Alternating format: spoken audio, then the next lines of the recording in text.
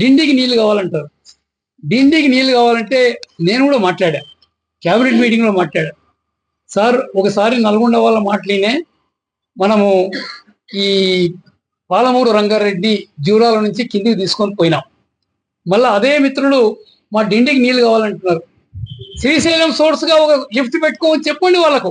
ఎందుకు మా ఏదో రిజర్వాయర్ నుంచి తీసుకుంటారు మీరు? లేక లేక మాకు నీళ్ళు వచ్చినా ఈ ప్రాంతంలో మా మా భూములన్నీ పోయినాయి అనేటువంటి మాట కూడా చెప్పినాం. దానికి నేను ఒక్కటే మాట చెప్తాను.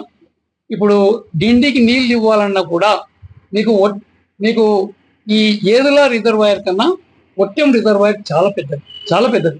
దాదాపుగా 16-17 టీఎంసీలు నిలబడేటువంటి ప్రాజెక్టు ఒట్టెం. అదే మాదిరిగా మీ కింద ఉండేటువంటి కరివెను కూడా అంతే సమానంగా ఉండే ప్రాజెక్టు, 16-17 టీఎంసీలు నిలబడేటువంటి ప్రాజెక్టు. ఆ ప్రకారంగా ఏదో కేవలం 5-6 టీఎంసీ నిలబడే ప్రాజెక్టు. అలాంటి చిన్న ప్రాజెక్టులో ఎందుకు తీసుకెళ్తారన్నా, మీరు మీరు ఈ ఒట్టెం నుంచి కనుక మీరు తీసుకుంటే ఆ బ్యాక్ వాటర్ నుంచి మీకు ఆ పక్కనే ఉండేటువంటి ఒక 2 గ్రామాలు ఉన్నాయి. పోతిరెడ్డిపల్లి అనేటువంటి గ్రామం, దాని ఒట్టెం అవతల పక్కన, అంటే నీళ్ళు నిలబడే దాని పక్కన. దాని తర్వాత సిరిసవాడ, ఒకప్పుడు జడ్చర్ల ఎమ్మెల్యే ఉండే సుధాకర్ రెడ్డి గారని, ఆ సిరిసవాడ ఆయన సొంత గ్రామం. ఈ 2 గ్రామాల నుంచి కనుక కాలువ పోతే డిండి వాగులో పడతాయి నీళ్లు, నేరుగా మీకు డిండి ప్రాజెక్టు పోతాయి. కేవలం 300 కోట్లతో ఈ ప్రాజెక్ట్ పూర్తి అవుతుందన్న మాట కూడా నేను చెప్పాను. దానికి ఇవాళ 1800 కోట్ల ఎస్టిమేట్ తయారు చేసినారు మన ఒట్టెం నుంచి.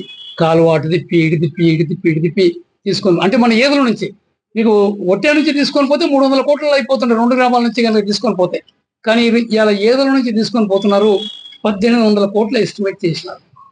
1800 కోట్లు ఎస్టిమేట్ చేసినారు. ఇది అయిన తర్వాత నేను ఈ మాట మాట్లాడిన తర్వాత ఒక 5-6 మంది నల్గొండ ఇంజనీర్స్ నా దగ్గరకు వచ్చారు.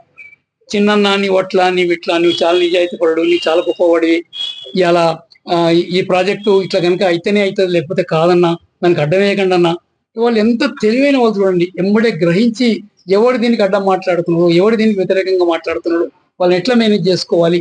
300 కోట్లతో అయిపోయే ప్రాజెక్టుకి ఇవాళ 1800 కోట్లు అప్రూవల్ ఇచ్చేసినాం. క్యాబినెట్ లో కూడా అప్రూవ్ అయిపోయింది. నాలాంటి చిన్నవాడిని నవరిప్పినా కూడా వినే పరిస్థితి లేదు ఆడ. అందుకని